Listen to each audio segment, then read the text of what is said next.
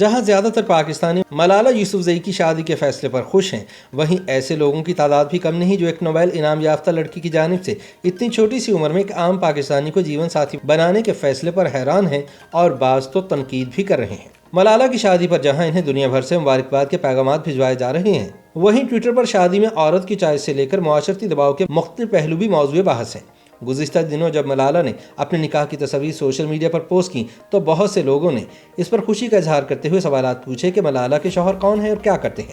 Social media کو دیکھا جائے تو یہ بات واضح ہے کہ اس شادی میں روایتی طور پر دلہن کے نکاح کے جوڑے اور میک اپ میں دلچسپی لینے سے زیادہ بہت سے لوگوں نے ایسے تبصرے کیے جو ظاہر کرتے ہیں کہ جیسے ملالہ کی شادی ان کے لیے اچنبھے کی بات ہے۔ سوشل میڈیا پلیٹ فارمز پر لوگوں نے بات ملالہ کی شادی سے متعلق خیالات پر بھی کی اور اب بھی کر رہے ہیں، لیکن اب یہ بحث ایک نیا رخ اختیار کرتی نظر آ رہی ہے، جہاں بات کسی بھی عام لڑکی کی شادی کے فیصلے میں اس کی مرضی اور وقت کے چناؤ تک پہنچ گئی ہے۔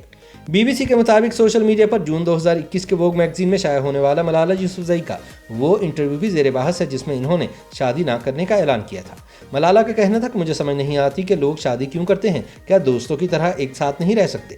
اب جبکہ ملالہ نے شادی کا فیصلہ کر لیا ہے تو ان کے سابقہ بیان سے اس کا موازنہ کیا جا رہا ہے۔ بات درست ہے کہ دنیا کسی بھی حال میں جینے نہیں دیتی۔ ایک سوشل میڈیا صارف تسلیمہ نے لکھا کہ میں حیران رہ گئی کہ جب مجھے پتا چلا کہ ملالہ نے پاکستانی بندے سے شادی کی ہے۔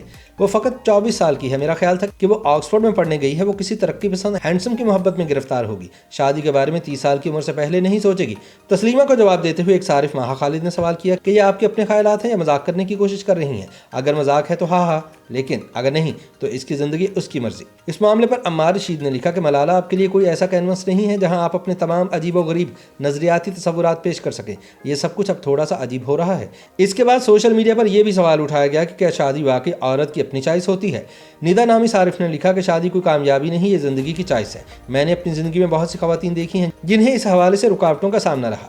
ندا کا کہنا تھا کہ سوسائٹی کے پریشر کی وجہ سے ہوتا ہے، اگرچہ انہوں نے اپنی ٹویٹس میں واضح کیا کہ وہ ملالہ کی شادی کے فیصلے کو اس بحث سے نفی نہیں کر رہی، لیکن بہت سی ٹویٹس میں انہیں منفی رد عمل کا سامنا بھی کرنا پڑا۔ بالآخر انہوں نے یہ کہہ کر بحث سمیٹی کہ بہت سی فیمنسٹ اور دیگر خواتین شادی کرتی ہیں، میں ان کو اس پر نہیں پرکھتی، میں سسٹم کو پرکھتی ہوں جو تمام ممکنات کی اجازت نہیں دیتا۔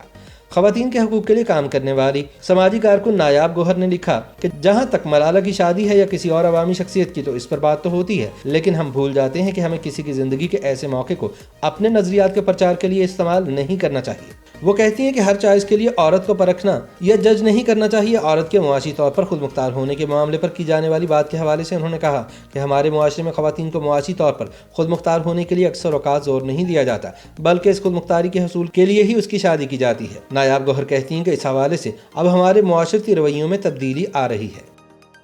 YouTube پر گوگلی نیوز دیکھنے کے لیے youtube.com کی سرچ بار میں googly news T V type کریں۔ گوگلی نیوز کے پیج پر سرخ رنگ کے سبسکرپشن والے بٹن پر کلک کرنا نہ بھولیے۔ YouTube پیج پر اپلوڈ ہونے والی ویڈیوز سے باخبر رہنے کے لیے بیل آئیکن پر کلک کیجیے۔ آپ کو ہر نئی ویڈیو کے بارے میں نوٹیفیکیشن موصول ہو جائے گا۔